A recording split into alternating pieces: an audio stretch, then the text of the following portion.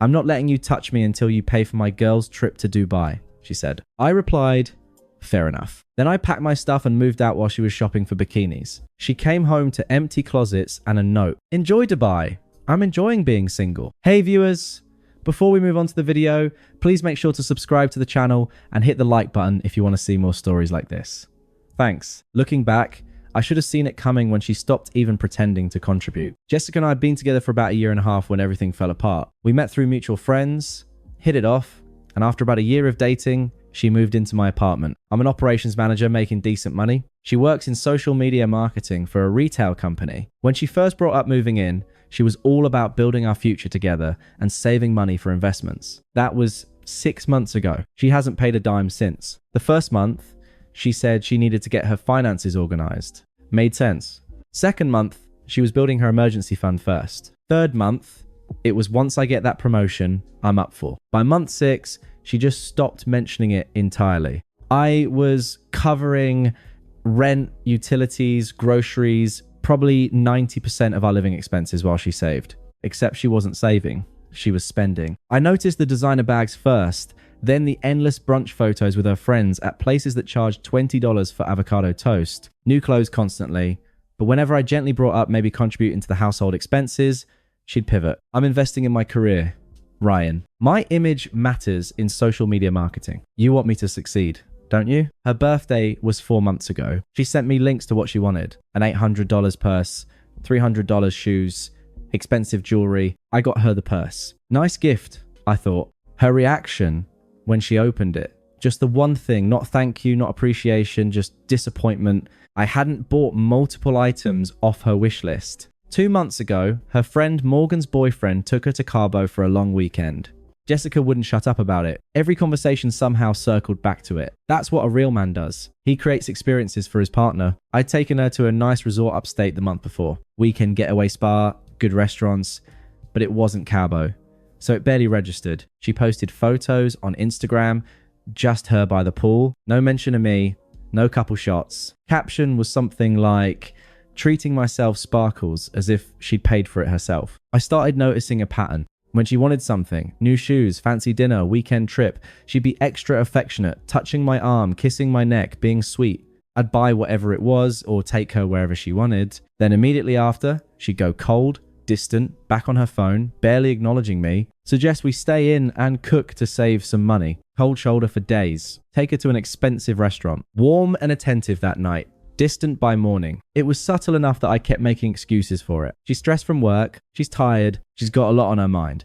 But the pattern was there, clear as day if I'd been willing to see it. Then came the Dubai trip. Her friends Morgan, Ashley, Taylor started planning it about a month ago. Girls trip, 5-star resort, clubs, the whole Instagram influencer experience. Jessica talked about it constantly, showing me photos of the hotel, the rooftop pools, the beach clubs. I figured she'd been saving up for it with all that money. She wasn't contributing to rent. I was wrong. It was a Tuesday night. I was on the couch with my laptop finishing up some work emails. She came out of the bedroom wearing new lingerie I'd never seen before. In the moment, I didn't think much of it, but later I realized it was all part of the performance. She sat down next to me, very close, ran her hand up my arm. So, I need to talk to you about something. I closed my laptop. Okay, the Dubai trip is in 2 weeks. I'm so excited. Yeah, you've been talking about it. Should be fun. It's white, zero total. Flights, hotel, everything. I looked at her. That's expensive. I know, but it's a once in a lifetime thing. All the girls are going, how are you covering it? She smiled, snuggled closer. Well, that's what I wanted to talk about. I've been thinking, we've been together over a year. You know, you haven't really done anything big for me. This could be your gift. Show you're invested in us. It took a second for that to register. You want me to pay for your girl's trip? Not pay for it, she said, like I was being dense. Invest in our relationship. Show you support my happiness by spending $8,000 on a trip. I'm not going on. Other guys do this for their girlfriends. Morgan's boyfriend paid for Cabo. Taylor's boyfriend is covering part of her costs. It's what partners do. I felt something shift in my chest. Partners contribute to rent. Her face changed immediately. Got hard. Here we go. You're going to throw that in my face now. I'm just saying, I've been covering everything for 6 months while you save. Now you want $8,000 for vacation. It's not about the money, Ryan. It's about showing you care. I do care. But 8,000? She stood up abruptly. Fine, let me make this simple for you. I looked up at her. I'm not letting you touch me until you pay for this trip. The words just hung there in the air between us. I stared at her, trying to process what she'd just said. What? You heard me. You want intimacy? Show me you're serious about us. Pay for Dubai. I felt something cold settle in my stomach. The pattern I'd been ignoring suddenly became crystal clear. Every affectionate moment had been transactional. Every time she'd withheld attention, she'd been training me. And now she was making it explicit. Fair enough, I said. She blinked, thrown off. She'd expected me to argue, maybe to get angry. So you'll pay for it. I said, fair enough. You're withholding intimacy until I pay $8,000. I understand the terms. It's not like that. It's exactly like that. She got flustered. I'm just being honest about what I need. If you can't do this one thing for me, maybe we're not as serious as I thought. Maybe we're not. That wasn't the response she wanted. Fine. Think about it. I'm going out with the girls to talk about the trip. We'll discuss this when I get back. She went to the bedroom, changed into regular clothes, grabbed her purse, and left. The door closed, and I sat there in the silence. I didn't sleep that night. Just lay there, staring at the ceiling, replaying the entire relationship. Every time I'd paid for something and she'd barely thanked me, every time I'd suggested saving money and she'd pouted until I caved, every affectionate gesture that evaporated the moment she got what she wanted, and now this explicit transactional manipulation, sex for $8. By the time the sun came up, I knew exactly what I was going to do. Wednesday, I went to work like normal, kept my head down, focused on my projects. During lunch, I texted my brother Kyle, can I crash at your place for a bit? Doors always open. What's up? Tell you later. I spent the afternoon looking at apartments online, found a few decent options, one bedrooms in good neighborhoods, started doing the math on breaking my current lease early versus just writing it out. Jessica texted me around 3. Still thinking about it? I replied, nope. Answer, still no. Her response came fast. Wow. Okay then. Good to know where I stand. I didn't respond. That night, she barely spoke to me. Stayed in the bedroom, scrolling her phone. I sat on the couch and started making plans. Thursday morning, she announced she was going shopping with Ashley and Morgan. Need to get bikinis and stuff for the trip. Have fun, I said. She gave me a look like she was waiting for me to stop her to tell her I'd changed my mind. When I didn't, she left. The moment her Uber pulled away, I called Kyle. I'm moving out today. Can you help? On my way, Kyle showed up 30 minutes later with his friend Marcus and a truck they borrowed. We worked fast. Most of the furniture was mine from before she moved in. Couch, Tiefallstand, desk, bed frame. She brought the mattress and some decorative stuff, but that was about it. We packed my clothes, my electronics, my kitchen stuff, my books, everything that was mine. Took about 3 hours to load it all up and drive it to Kyle's garage and a storage unit. By 4, my stuff was out. The apartment looked strange, half empty. Her things were still there. Her clothes in the closet, her toiletries in the bathroom, her decorative pillows on her mattress that now sat directly on the floor since I'd taken the frame. I went back one more time to leave the note, pulled out my phone and typed it out, then wrote it by hand on a piece of paper. Jessica, I'm moving out. My name is on the lease, so you have 30 days to find a new place. I've paid this month's rent already. You wanted me to pay $8,000 to prove I'm serious about our relationship. I'm proving I'm serious about not being in a transactional one. Enjoy Dubai. I'm enjoying being single. Don't contact me, Ryan. I left it on the kitchen counter where she'd see it immediately. Put my key next to it. Then I pulled out my phone and texted my landlord. Explained the situation. Started the formal 30-day notice process to get her off the premises. She wasn't on the lease anyway, so legally she was just a guest. I blocked her number, blocked her on Instagram, Facebook, everything. Then I got in my car and drove to Kyle's place. You good? He asked when I walked in. I thought about it. Yeah, I actually am. For the first time in months, I felt like I could breathe.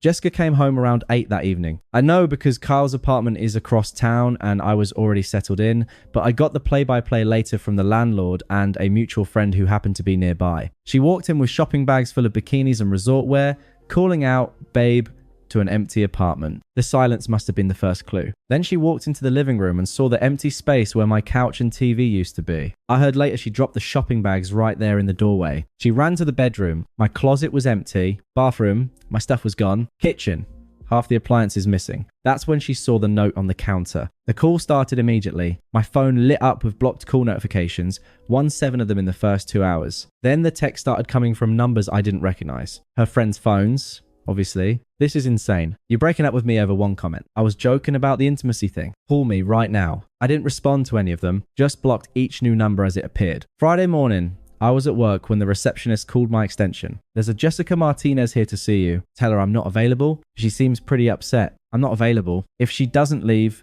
please call security. She left that weekend. Her friends got involved. Ashley texted me from her number. Jess is devastated. She didn't mean it literally about the trip. You're being extreme. I responded once just to shut it down. She made the relationship transactional. I'm just respecting her terms. We're done. Then I blocked Ashley. Morgan tried next. She's been crying non-stop. You're ruining the trip for her. I didn't even respond. Just blocked her. 2. The week before Dubai, Jessica's attempts got more desperate. Emails from new addresses. I'll pay you back for everything. Just talk to me, please. She showed up at my gym Monday night. I'd already switched to a different location across town. She wasted her time. She messaged Kyle. Please tell Ryan I need to talk to him. It's important.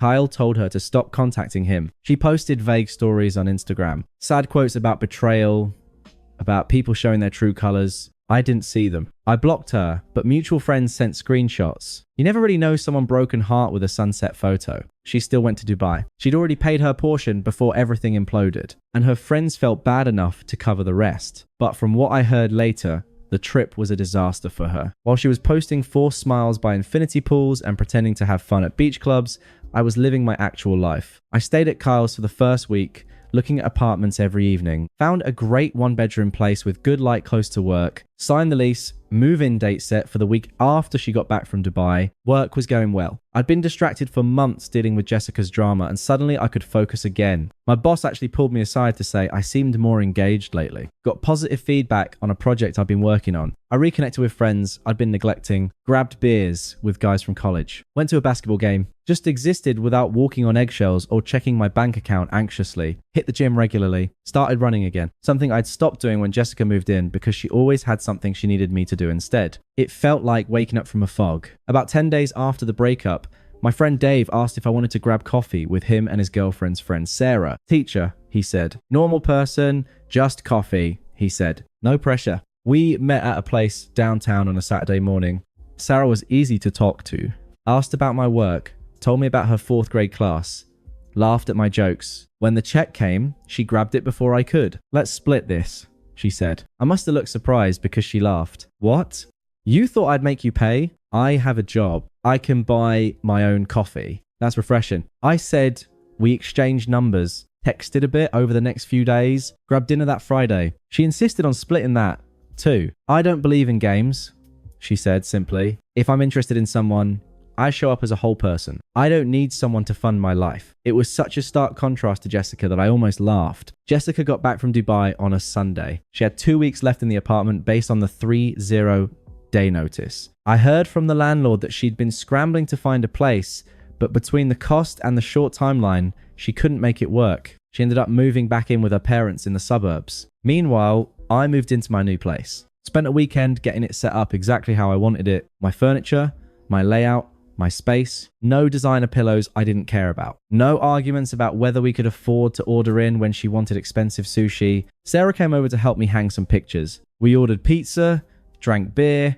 laughed about my terrible decorating skills. It was easy, comfortable. This place suits you, she said, looking around. Feels very you. Yeah, I said. It does. We'd been dating casually for about 3 weeks at that point. Nothing official, just enjoying each other's company. She had her own life, her own apartment, her own career. She didn't need me to complete her or fund her lifestyle. She just liked spending time with me. It was the healthiest thing I'd experienced in years. 6 weeks after I moved out, I ran into Jessica at a mutual friend's birthday party at a bar downtown. I'd been debating whether to go, knew there was a chance she'd be there, but Sarah encouraged me. You shouldn't avoid your own friends because of her. She said, besides, I'd like to meet them. So we went, me and Sarah, who I'd been dating for about a month by then. Still nothing official, but we were both happy with how things were going. The party was in full swing when we arrived. I was at the bar ordering drinks when I felt someone staring. Turned my head and there was Jessica standing about 10 feet away near a high-top table. She looked rough. The Instagram perfect glow from Dubai was gone. Dark circles under her eyes, even under the makeup. She'd lost weight, but not in a healthy way. Just looked drawn. Our eyes met. She started walking over. Sarah was in the bathroom. Perfect timing. Can we talk? Jessica asked when she reached me. Not really interested. Please. 5 minutes. Isail. Fine 5 minutes. We stepped outside onto the bar's patio. It was quieter, cool evening air. I messed up she said immediately. I know that the Dubai thing was stupid. I was influenced by my friends trying to keep up with them. But you didn't have to destroy everything over it. I didn't destroy anything. You did. I was testing you and I failed the test. Good. It wasn't supposed to be serious. It was completely serious. You told me you'd withhold intimacy until I paid you $8,000. You made our relationship transactional. I decided I wasn't interested in being an ATM. Her eyes were getting wet. I'm living with my parents now. I had to leave that apartment. I lost my independence. You lost your independence when you moved into my place and stopped contributing anything. I was going to. For 6 months, you said that. Never happened. You just kept spending while I covered everything. But I see you brought someone, she said, voice turning bitter. She must have seen Sarah and me come in together. Yeah, that was fast. It's been 6 weeks. You spent most of that time in Dubai, supposedly living your best life. It wasn't my best life. It was miserable. I was thinking about you the whole time. That's unfortunate. She stared at me. Do you feel anything seeing me like this? I thought about it, honestly. Relief. Relief? Yeah. Relieved I got out before I wasted more time and money on someone who saw me as a wallet with legs. Her hand came up fast. The slap caught me on the cheek, sharp and stinging. I didn't flinch, didn't raise my voice, just looked at her calmly. The patio door opened. Sarah stood there, taking in the scene. She didn't say anything, just raised an eyebrow at me. Jessica looked at her with pure hatred. Perfect. You already replaced me. I didn't replace you. I said, keeping my voice even. I just stopped being someone's financial plan. Jessica's face twisted. Uran, you know that. Maybe. But at least I'm not charging people for my company. She turned and walked back inside. I watched her push through the crowd and leave out the front door. Sarah walked over, handed me the beer she'd been holding. That was her. Yeah. She hit you. Yeah. You okay? I touched my cheek.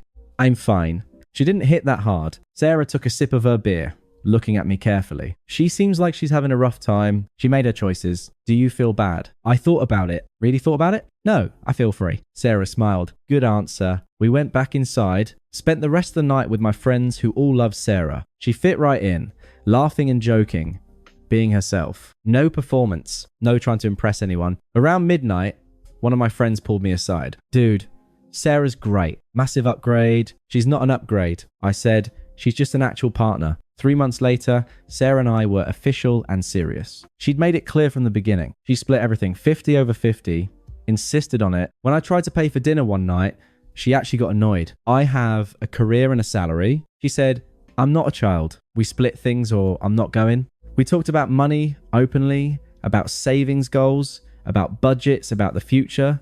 No games, no manipulation, no using affection as currency. I heard through mutual friends that Jessica was dating someone new, already pushing for expensive gifts, already pulling the same routine. Some people don't learn. I didn't care. That wasn't my problem anymore. One night, Sarah and I were cooking dinner at my place. Her idea? She loved to cook. She was telling me a story about one of her students when she paused. Can I ask you something? Sure. Do you ever think about her, Jessica? I considered it sometimes. Not in a what-if way, more like a thank God that ended way. She smiled. Good, because I really like where this is going. Me too. She went back to chopping vegetables. I watched her for a second. This person, who showed up fully as herself, who didn't need me to fund her life or prove my worth with my wallet, who just wanted to be with me because she liked being with me, Jessica had taught me something valuable, even if she didn't mean to. The moment someone makes a relationship transactional, sex for money, affection for gifts, intimacy for compliance, it's already over. It's just a question of whether you have the sense to walk away.